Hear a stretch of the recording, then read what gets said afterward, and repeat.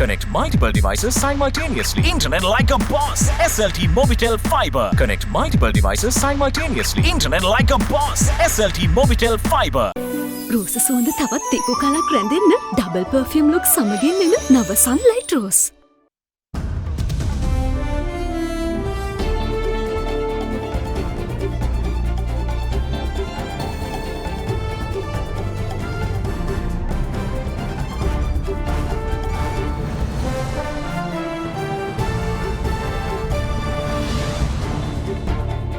Tonight, the devil's in the details. Energy Minister confirms Trinco oil tank details, revealing 85 tanks under CPC control. We have money. We are not going to ask from anybody else. Don't look back in anger. As we look back on a tumultuous 2021, psychologists advise developing a growth mindset for 2022. The fixed mindset is we try to blame someone and try to remain in the same system. Watch out. 41 Omicron cases detected through gene sequencing results. Evidence of possible community spread threat. On the up, December inflation rises to 12.1% on the back of rising food prices. All that and much more coming up on First at 9. This Friday, the 31st of December 2021. ඒ කියන්නේ life බොයි අවස්ථා 10කදී ලෙඩ රෝග 10කට හේතු වන virus ඇතුළු විෂ බිෂවලට එරෙහිව සටන් කරනවා කියලා. From AdaDerana, this is AdaDerana First at 9. Live from Studio 24 in Colombo. Good evening, welcome to First at 9. I'm Dhammika Ekanaika. Now, with some outcry already taking place over the Ministry of Energy's plans to cut a deal with India over the Trincomalee oil tank farm, Subject Minister Uday Gammanpilla says that the deal represents somewhat of a major victory for the Ceylon Petroleum Corporation. Speaking at a media briefing today, the minister revealed that the deal has been finalised and it would leave 85 out of 99 tanks under the control of the Ceylon Petroleum Corporation. He added that despite the price tag of $1 million for the renovation of a single tank, the benefits far outweigh the costs and that the CPC has the financial capacity to bear its share. The Trincomalee oil tank farm, a facility built by the British, left to deteriorate over decades. There are 99 tanks in total, spread across 827 acres of land. The capacity of just one tank is 10,000 metric tons or 80,000 barrels of oil. This means the crude storage capacity of the entire facility is 990,000 metric tons or just under 8 million barrels. Despite striking a deal with India to develop the facility in 1987, it never materialized, and in 2003, the then government leased the entire oil tank farm to India for 35 years. Various incarnations to take back the facility materialized from time to time, but success was not forthcoming. But the government believes that they've finally made a breakthrough. According to Minister of Energy Uday Gammanpilla, it's in fact more than a breakthrough. We were able to successfully conclude negotiations with India regarding Trinco oil tank farm. According to the negotiated new agreement, 24 out of 99 tanks will be directly given to Ceylon Petroleum Corporation by Sri Lankan government. By doing so, 24 tanks will be released from the commitment to jointly develop with India. 14 tanks, which are presently being used by the LIOC, will be leased to it for 50 years. The balance 61 tanks will be managed by Trinco Petroleum Terminal Limited on a lease given by Government of Sri Lanka. The CPC and the LIOC will hold respectively 51% and 49% of shares of this company. This will be a CPC subsidiary company. Not only the CPC holds the majority of shares, 4 members of the 7-member board, including the chairman, will be appointed by the CPC. This company will be subject to the supervision of Auditor General. The officers can be summoned before the COP in Parliament. Parliamentarians can pose oral questions to the minister in respect of the company. As a result of this agreement, 85 out of 99 tanks will be under the control of the CPC, 24 directly and another 61 through the subsidiary. The LIOC will manage only 14 tanks. Regaining the control of Trincomalee oil tank farm by Sri Lanka is a historical victory. In December 2016, Cabinet of Sri Lanka decided to repair 10 tanks of the farm for its storage purposes. Accordingly, 5 officers of the CPC, led by Menaka Jeevasiri, entered to the premises with prior notice on 29 December 2016 to examine the condition of the tanks. They were detained by the LIOC claiming unlawful entry. India later conveyed its displeasure over the incident through its diplomatic channels. We will end this dark period soon. I will enter the tank farm premises along with the officers who were subject to harassment in near future to hoist our national flag there. Although the terms of the agreement are finalized, it'll take a bit more time for the agreement to be inked. I came to this media briefing after sending the cabinet paper with my signature along with the signature of the Minister of Land to the Cabinet Secretariat. It will be discussed at the forthcoming cabinet meeting to be held on 3rd of January. After cabinet approval, we can fix a date for signing the agreement. Then only I can go there and hoist the national flag. The minister also revealed a crucial clause in the agreement. අපි මේ ගිවිසුමේ අපි වගන්තියක් දාලා තියෙනවා. දැන් අපි මේ දුෂ්කරතාවයකින් ඉන්නේ. ඒ නිසා රටේ තෙල් ලීගයක් ඇති වෙන්න යනවා නම් LIOC එක අපිට හදිසි පස්සේ ලබා දීමේ පදනම මත ආණ්ඩුව ඉල්ලීමක් කරොත් තෙල් තොගයක් අවශ්‍ය වුණොත් ලබා දෙන්න ඕනි කියලා කොන්දේසියක් අපි මේක දාලා තියෙනවා. ඒතර අනාගත බලශක්ති සුරක්ෂිතතාවයට අවශ්‍ය පියවර අපි මේ ගිවිසුම තුල ඇතුළත් කරලා තියෙනවා. As for funding the refurbishment of the Trincomalee oil tank farm, which will cost $1 million per tank, the government is confident of not having to rely on external funds.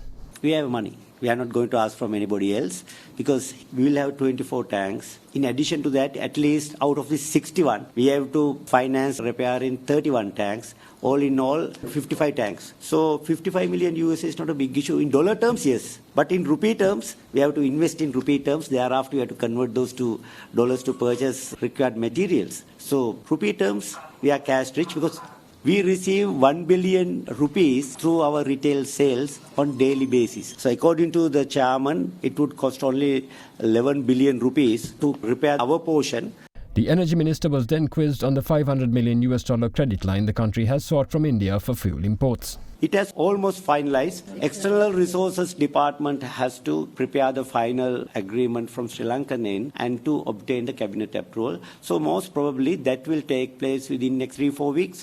Meanwhile, the Sapugaskanda oil refinery is going to halt operations temporarily on the 3rd of January owing to the dollar scarcity. With the country's annual fuel import bill being around $3.5 to $4 billion, a $500 million credit line does not go a long way. With that being the case, the question of how the government intends to manage the situation was asked. Opposition MPs and trade unions, including the leader of the opposition and the former Prime Minister, predicted imminent risk of having fuel shortage in Sri Lanka since last June. So we have managed more than 6 months to avoid that kind of a situation. We are hopeful that we would be able to do the same in the future as well. Situation is very difficult. We do admit that. නියම ක්වලිටියට හැදෙන අලුත් ටියාරා රස පදමට අලුත් වෙලා. The year 2021 has been one of major ups and downs, with the COVID-19 pandemic-related restrictions, losses and fears contributing to most of the stress levels of the general public. However, there is much hope as Sri Lanka comes slowly but gradually out of the pandemic. With that, as we all hold much optimism about the year 2022, let's take a look back at the major events that dominated headlines through 2021. In the month of January, after months of closure, cinema halls island-wide were reopened under strict health guidelines, while schools in all areas except the ones in the western province and isolated areas were opened as well. Meanwhile, Samagijan Balavegya MP Ranjan Ramanayaka was sentenced to 4 years rigorous imprisonment by the Supreme Court for contempt of court. In February, Sri Lanka welcomed the first consignment of the Indian government-gifted Covishield Oxford AstraZeneca vaccines. In the month of March, after a long wait, students were able to sit the GCE ordinary level examination under strict health measures. Further, Sri Lanka's total COVID-19 deaths reached the 500 mark. The Consumer Affairs Authority, meanwhile, decided to test the quality of coconut oil available in the local market due to possible aflatoxin composition.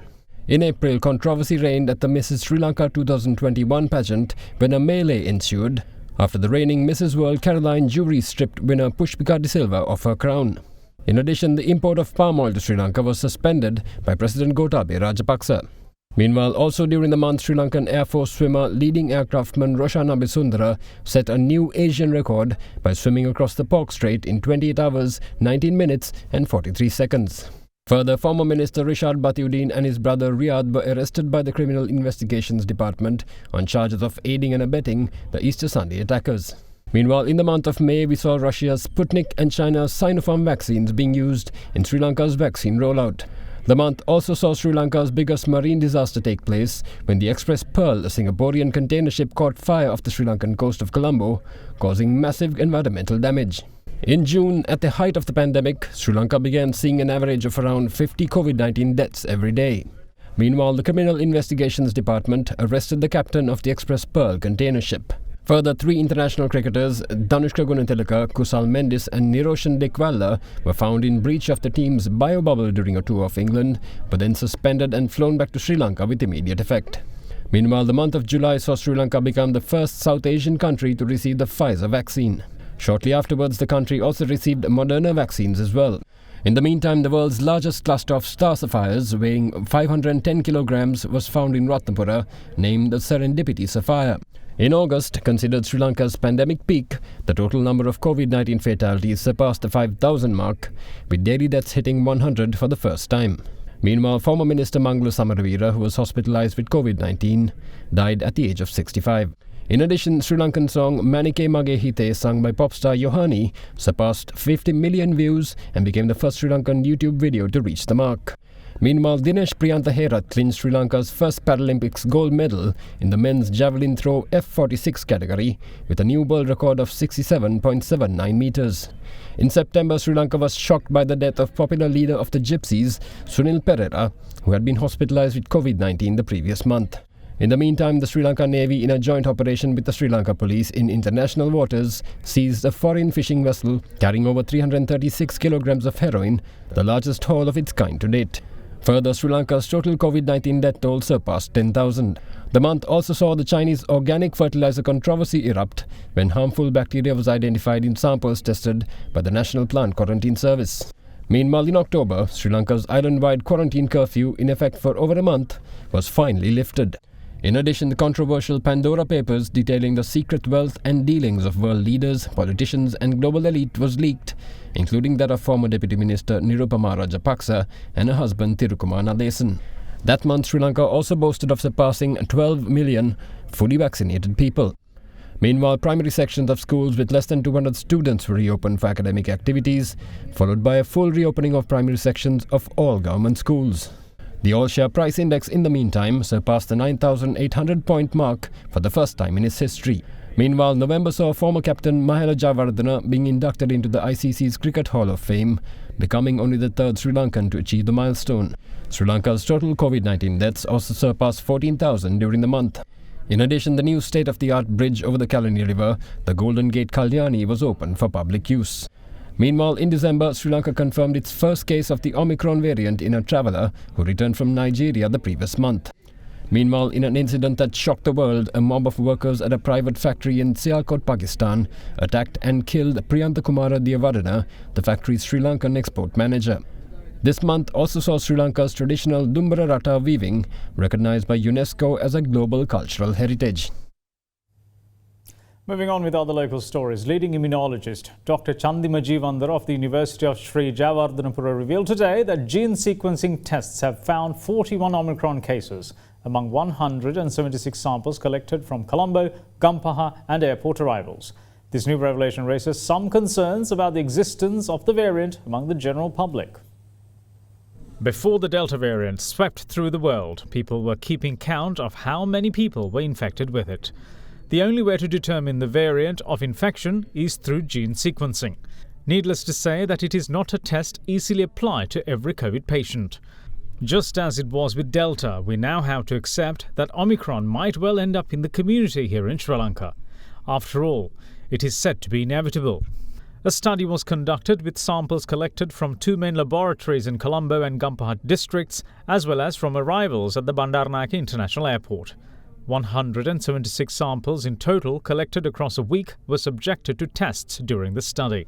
Today, Director of the Department of Allergy, Immunology and Cell Biology Unit at the University of Sri Jayawardhanapura, Dr. Chandima Jeevandar, revealed the results. Out of the 176 samples, we have detected 41 samples which belongs to Omicron variant. In addition, the rest is from Delta. In Delta variant, Sri Lanka has two endemic sublineages, that is AY28 and AY104. From these samples, 19 samples belong to AY28 Sri Lankan Delta sublineage and 67 samples were belonging to AY104 Sri Lankan sublineage. Meanwhile, another study, this time the Public Health Ontario in Canada, suggests that the Omicron variant is less likely to cause hospitalization or death than the Delta variant. The current understanding is the Omicron transmission starts before a person manifests any symptoms. So about couple of days prior to show any symptoms, and the person will shed the virus for about another 3 days. So beyond third day, the likelihood of transmitting the infection is very low. However, whether it be Delta or Omicron, the combat method remains the same. Past experience, we need to take this very seriously and we should act in a responsible manner. What we can do is, whether it is Delta or Omicron, if they are spreading very fast, that will happen only if we allow it to spread. If you can prevent it, they will not spread that fast. In the meantime, Dr. Jeevandara urges people to get the booster dose as soon as possible, pointing to the wane in vaccine-induced immunity following the second dose of administration. Booster vaccination will help to enhance your immunity, even to prevent certain infections, and also most importantly, it has been confirmed that it will help to prevent a severe disease and death. In Sri Lanka, majority of our population has received the Sinopharm vaccination, and from our research we have proved that with Sinopharm vaccination, somewhere around third month, the immunity seems to be waning significantly. So it's the right time to get a booster dose. Get yourself boosted after third month. Any persons above the age of 20 and selected age groups below it are eligible for the vaccine against COVID. And those who have had their second dose at least 3 months ago qualify for the booster. By last evening, 4,06,720 persons had obtained the booster dose, meaning 18.2% of the country's total population have had it. The Excise Department has announced the introduction of a new protective sticker to be mandatory for display on locally manufactured liquor bottles and cans. The department says that the decision was taken to prevent the sale of illicit liquor in the local market and the smuggling of foreign liquor into the country. Further, this is set to also strengthen the collection of all due tax payable to the Treasury through the sales of local and foreign liquor. Spokesman for the Excise Department, Kapila Kumarasinghe, adds that a grace period of 3 months has been provided for retailers to clear the existing stocks of liquor bottles and cans sold in the market without the protective sticker. He adds that the sticker is set to be displayed on all liquor bottles and cans sold island-wide by the 1st of April next year. The mandatory protective sticker was implemented on all imported liquor nearly a year ago.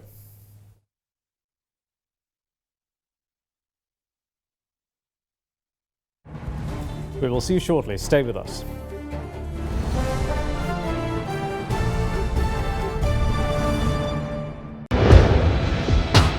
Big 3.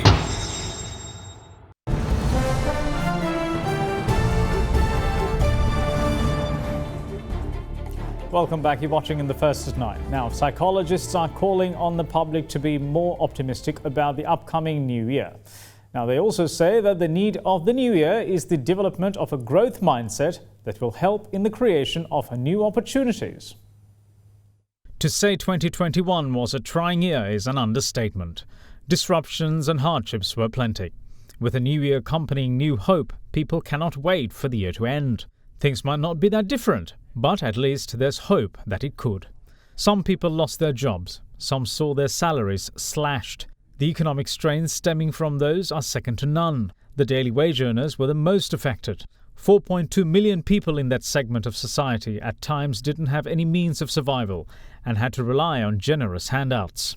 Working from home had its advantages, but it also created a lot of new issues, especially for ladies, as they had to balance their working from home with the housework and children. And also people found it difficult to demarcate work and home, and some ended up working all day long. This year's disruptions didn't even spare the children. Schools were closed due to COVID, and teachers and principals' trade union actions meant there weren't any online education for months. Often a neglected segment, the stresses felt by the children this year alone are also significant. 4.2 million children in Sri Lanka were deprived of structured education for months. There has been a great deal of stress among the children as well. There were no extracurricular activities, no sports, and no social interactions for children. And many children became addicted to internet and gaming. And this resulted in a lot of conflicts between children and their parents. For now, at least, things have returned to normal. But the expert view is that a change in mindset is anyway needed going forward. Most are sad, angry about the things that happened in 2021. But 2022 is a new beginning. We can't keep on looking back and feeling sad and angry with ourselves or others, because anger and sadness is not going to change anything. So what we have to be is, we have to be optimistic and create new opportunities. The economic disparity and the economic problems have been there throughout the world. But this is an opportunity to be creative, innovative, and make this an opportunity to create new opportunities for Sri Lankans. We all have to develop what we call the growth mindset. The fixed mindset is, we try to blame someone and try to remain in the same system. We have to change the system. To change the system, we need the growth mindset. We have to be optimistic and find new ways to do things in a better way. Sri Lankans have always been resilient. We have come out of a 30-year-old civil war. And even in this COVID pandemic, now with the vaccination drive taking place, the infections coming down, there are good signs that Sri Lankans are coming out of this without much scarring. We have seen that despite all the depression and the stress, the early signs are that the suicide rates have not increased. And there are research from certain areas showing that even the self-harming among populations have not increased during this period. So therefore, I'm optimistic that given the history of resilience among our population, that we will come out of this, and 2022 would be a better year for Sri Lanka.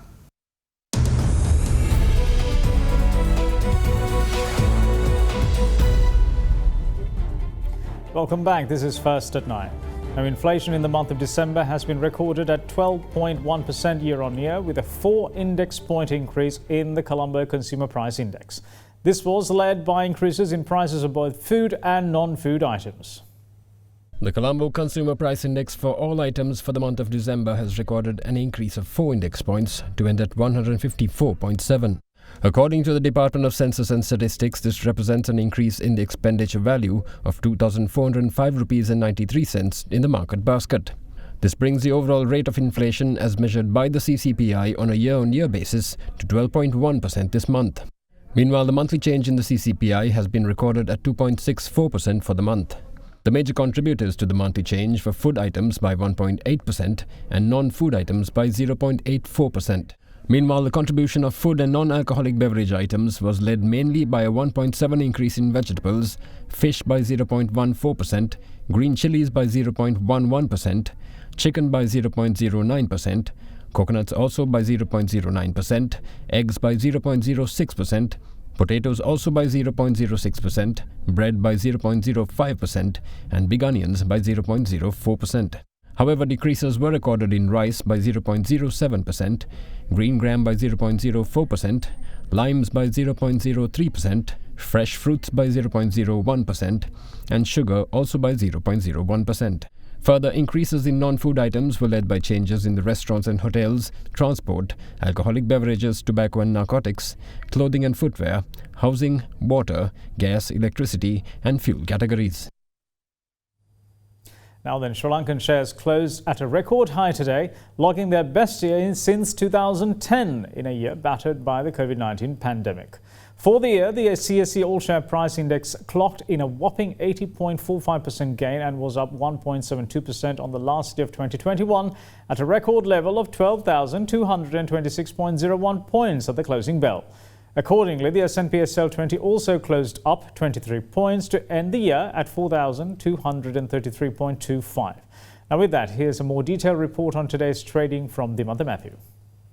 We saw the market starting off with over 100-point gain immediately, and then towards midday we saw a bit of profit taking in the market. However, if you look at the second half of the day, again we saw a massive bullish trend emerging and continuous upward movement was noted during the day. So overall we are seeing a 206-point gain in the market, and the ASPI reached an all-time high level of 12,226 points. So overall we saw significantly high turnover levels, very bullish market with 8.2 billion, and in addition to that we saw a bullish trend in all the retail favorite counters. So basically the transportation sector and the capital goods sector were the two main sectors that were leading the way. Overall we are seeing a significantly strong retail participation, very much higher than the past 2 days.